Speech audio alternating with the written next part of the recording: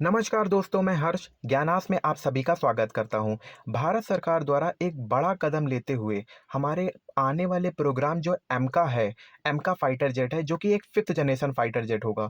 France की जानी मानी कंपनी साफरान, जो कि एक फाइटर जेट इंजन प्रोड्यूस करती है, जो डीआरडीओ के साथ मिलकर 120 किलो न्यूटन थ्रस्ट जनरेट करने वाले इंजन को प्रोड्यूस करेगी।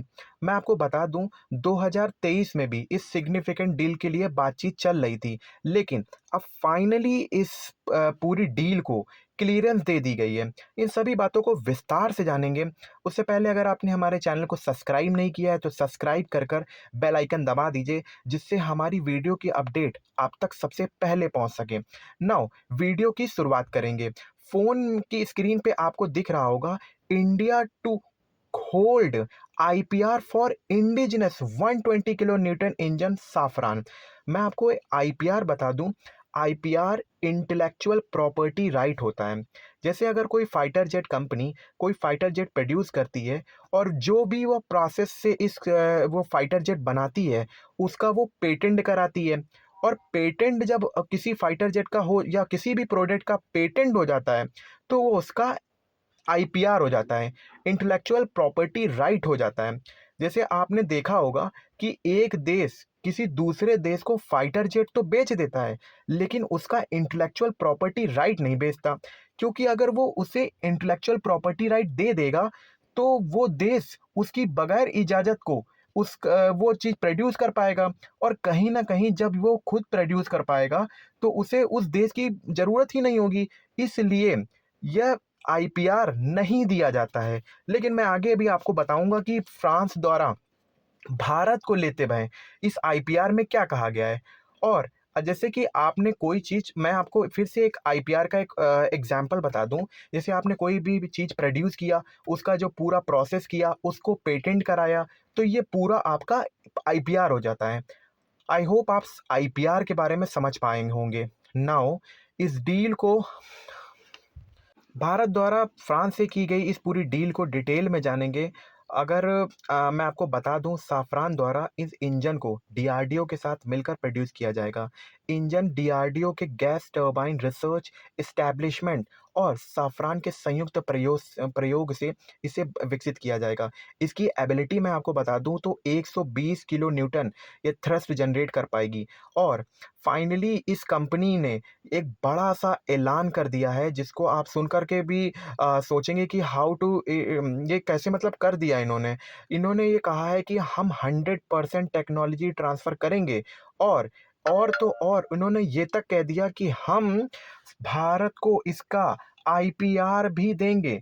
अब आप समझ सकते हैं, आईपीआर अपने आप में बहुत बड़ी चीज़ होती है। अगर कोई कंपनी आपको इंटेलेक्चुअल प्रॉपर्टी राइट दे रही होती है, तो यह कहीं न कहीं आपके देश की एक बहुत बड़ी कूटनीतिक हिस्सेदारी है और दोनों देशों के रिश्तों को भरोसेमंद बनाती है।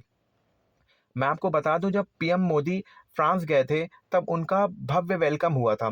इमैनुअल मैक्रोन द्वारा उन्हें वेलकम किया गया।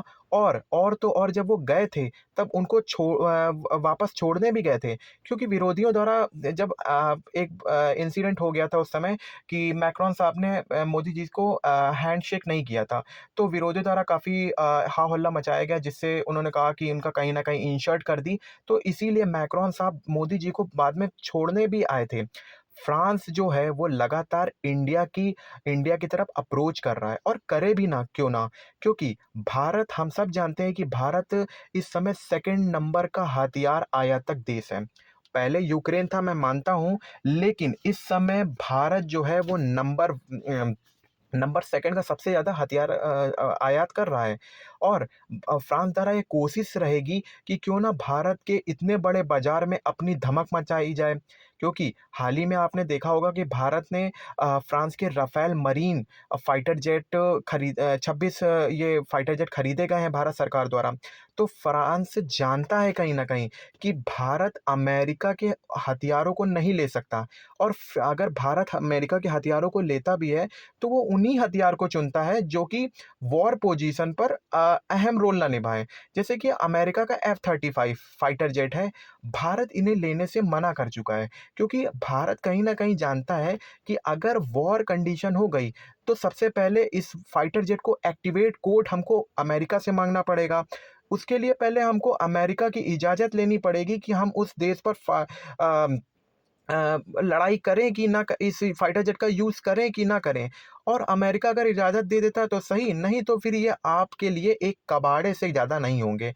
तो इसलिए भारत जानता है कि हमें अमेरिका से किस तरीके के हथियारों को अपने बेड़े पे रखना है। हाल ही में इंसिडेंट हुआ था जब केरल में अमेरिका का एक F-35 काफ़ी दिनों तक खड़ा रहा।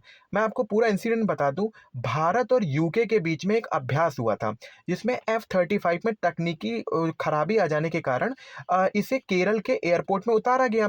लेकिन ये फाइटर जेट की इतनी टेक्निकल इतनी प्रॉब्लम आ गई थी कि यूके द्वारा 4 अपने इंजीनियर को यूके से इंडिया भेजा गया। लेकिन उन्होंने अपने अपने हाथ खड़े कर दिए, तब यूके ने 21 लोगों का एक पैनल बना कर के उसे इंडिया भेजा। और उन लोगों ने भी इसको इतना ठीक नहीं कर पाए कि ये उड़ सके। फाइनली इसको क्या किया गया कि केरल के हमारे भाइयों ने इसे तो ओएलएक्स तक में डाल दिया था, जिसमें पुराना सामान बिकता है। और फाइनली इसको फिर यूएस का जो यूएस मेड है, जो हमारा C-17 ग्लो मास्टर है, जो कि भारत भी इस समय यूज़ करता है, उससे इसे एयरलिफ्ट किया गया था। तो आप ये समझ सकते हैं कि इस तरीके का फाइटर जेट कितनी जटिल टेक्नोलॉजी से बना है कि अगर वॉर कंडीशन में अगर ये बिगड़ जाए तो क्या हाल, मतलब देश बैकफुट में ही आ जाएगा। भारत रशिया से हथियार खरीदता है, अमेरिका को इससे प्रॉब्लम होती है। इसलिए भारत कहीं न कहीं अल्टरनेट तलाश रहा है, और जिसमें फ्रांस कहीं न कहीं उसका सबसे बड़ा भागीदार रशिया के बाद बन सकता है। क्योंकि कहीं न कहीं फ्रांस एक रिलायबल पार्टनर है अमेरिका की अपेक्षा। क्योंकि अगर भारत रशिया से अगर ट्रेड करता है तो अमेरिका को प्रॉब्लम होती है। बेसिकली अमेरिका को प्रॉब्लम ये होती है कि भारत जो है वो रशिया के प्लेटफ़ॉर्म यूज़ करता है। लेकिन अमेरिका का ये सोचना है कि भारत क्यों ना रशिया के प्लेटफ़ॉर्म छोड़ कर के अमेरिका के प्लेटफ़ॉर्म को यूज़ करने लगे, जिससे जो रशिया की इन्फ्लुएंस है भारत के प्रति, वो कहीं न कहीं घट जाएगी। इसीलिए भारत जानता है कि अगर हम रशिया से जुड़े रहे तो अमेरिका से कट लेंगे। इसलिए भारत ने फ्रांस जैसा अल्टरनेट ढूँढा और इस फाइटर जेट की डील को कंप्लीट किया। Thank you for watching my channel.